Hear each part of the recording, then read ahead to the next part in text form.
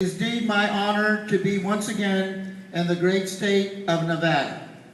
First of all, I would like to thank all the citizens of Nevada who made sure that Sharon Angle never made it to Washington, D.C.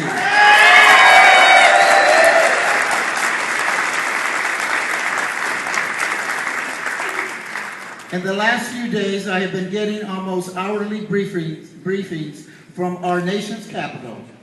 In Nevada, you should all be proud of your Senator Harry Reid, whose leadership this past days has made the 60 votes possible to finally bring to the Senate floor a vote to repeal Don't Ask, Don't Tell.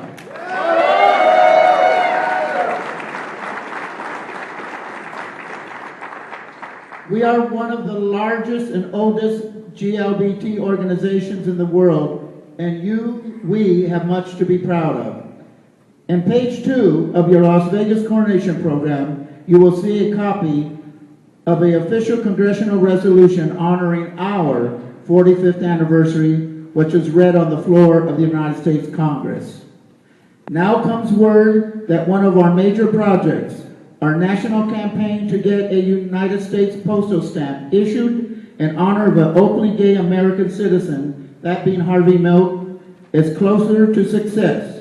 My brothers and sisters, the United States Postal Department has informed us that Harvey Milk will be under consideration for a future stamp. But we must not let up, and we must continue our letter writing campaign now more than ever. In these difficult economic times in 2010, Judy Shepard told the world that you of the international court system, with your over $100,000 in fundraising, kept the doors of the Matthew Shepard Foundation open. Yes, you should applaud yourselves for that. Over $100,000. But our work is not done, not at all. In a few moments, I will be issuing a proclamation across our great empire's lands and courts, proclaiming the year 2011 as the year of our GLBT youth and 68,000 noble hours of volunteerism within the international court system of the United States, Canada, and Mexico. Carefully hear these names well. Remember them.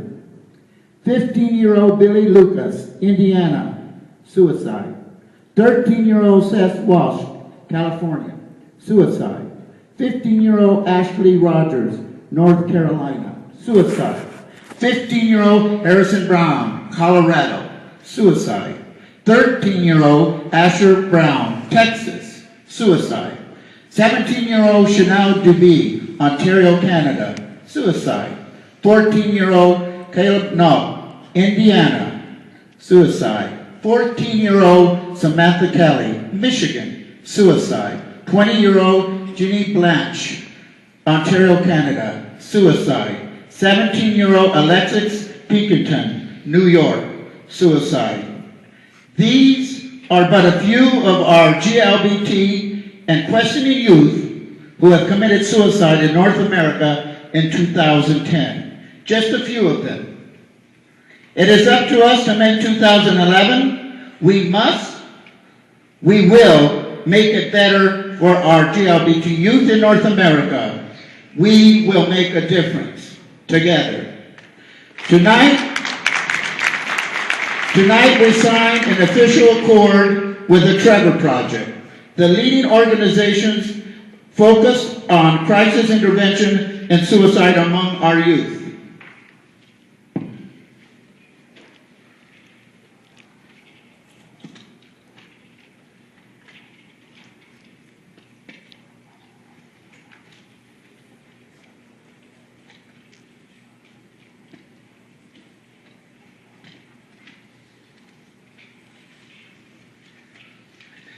The Trevor Project has a 24-hour hotline that any youth in any city in the entire United States can reach. I call forth and let us welcome Mr. Charles Robbins, the Executive Director of the Trevor Project.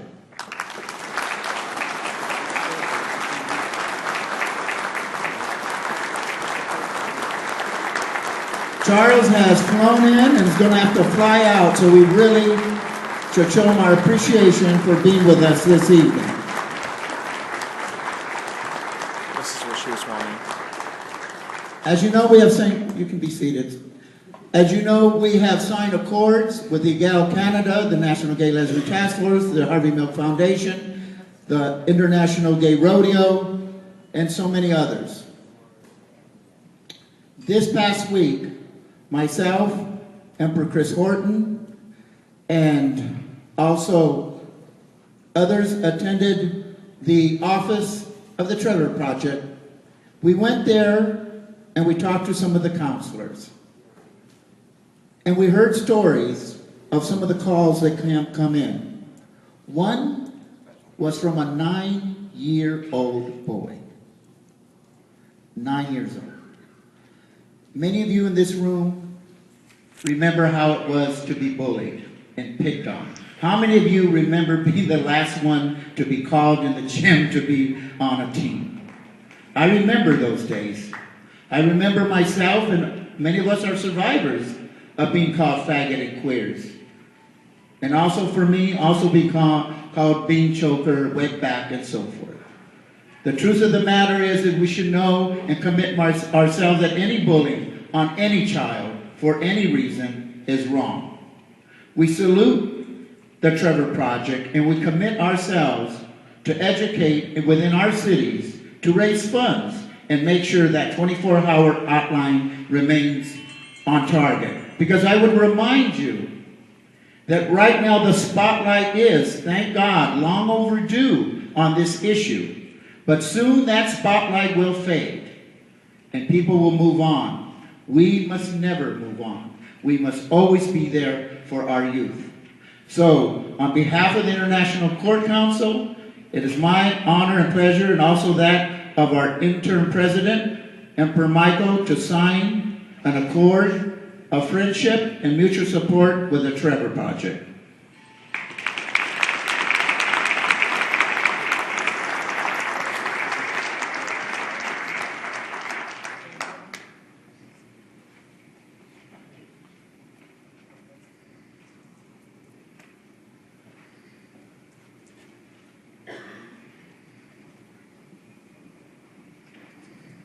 It is now my honor, and these last months, I think we've seen the focus on these suicides.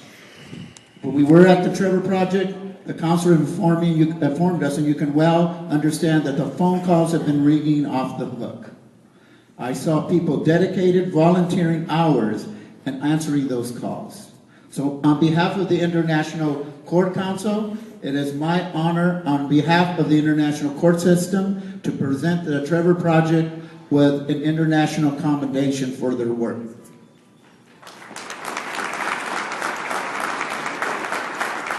And also, Charles Robbins is one of those unsung heroes that was working on this issue long before there was a focus.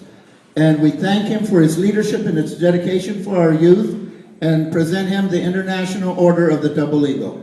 Ladies and gentlemen, Charles Robbins.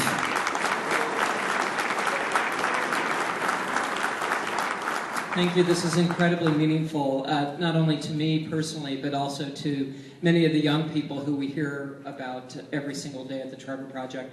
We're receiving well over 30,000 phone calls a year from young people all across the country. And as you can imagine, the stories are uniquely the same, but incredibly different. And the average age of our caller is the age of 14. And the majority of the calls that we receive come from non-urban areas. And that includes the Midwest and the Deep South. And many of you come from those areas, and you know what it's like growing up to be young and to be dealing with your own sexual orientation and gender identity issues, and in trying to fit into a world that culturally you see a lot of lesbian, gay, bisexual, transgender individuals, but in your own personal life you feel like you're all alone. And that's why the Trevor Project exists. We're there 24 hours a day, 7 days a week. Our call centers are in New York and Los Angeles, and we have over 160 counselors who've gone through a rigorous training program to provide a lifeline for young people. I'm going to just quickly read a little note because youth are really what it's all about. So, dear Mr. Robbins, hello, my name is Sean Murray, and I live in Pittsburgh, Pennsylvania, and I'm 17 years old, and I consider myself bisexual, but I'm still very confused about it. I'm a member of Trevor Space and have been for over a year, and over that year, I've met a lot of people, and a lot of them really needed help. I'm very glad to see an organization that is willing to help. Recently around this area, there was a teenager who killed himself because he was a video of him expressing his sexuality with another male. That made me very upset, and it put it on a magazine, and every time I see it, I almost cry.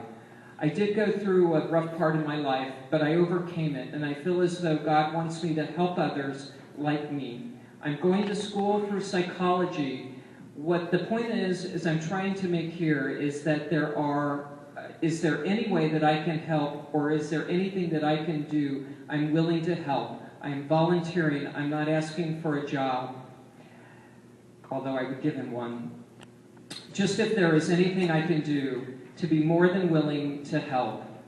And that's what the Trevor Project is about. It's about giving youth a sense that there is a future.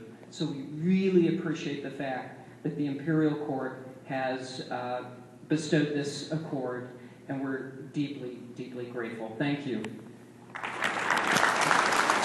Thank you, Charles. And recently, the Los Angeles last week was their coronation, and their Emperor and Empress designated $1,000 to start us off in our campaign to support the Trevor Project. And now let it be known and read through all empires within our great nations of the United States, Canada, and Mexico. Imperial Proclamation 2011 will be designated as the year of our GLBT and questioning youth, and the year of 68,000 noble volunteer hours within the international court system of the United States, Canada, and Mexico. All courts and members are encouraged to reach out to our LGBT youth, its organizations and clubs to focus on and support the GLBT student scholarships of over 30 courts within our international court system, and to establish youth student scholarships in courts where they do not have one. Now, the courts are also in Canada encouraged to support the efforts of the Gay Straight Alliance and the schools and the Trevor Project in the United States. All courts members are encouraged and asked to also commit to 1,000 volunteer hours for each court in 2011 outside of court commitments, following in the example and steps of the current reign of the Rose Court of Portland. The 2011 year of our GLBT and questioning youth and 68,000 noble hours will be celebrated across all empires and realms within Canada, United States, and Mexico. Signed by my hand, Queen Mother 1 of the Americas, Empress Nicole. Thank you so very much. God bless you all.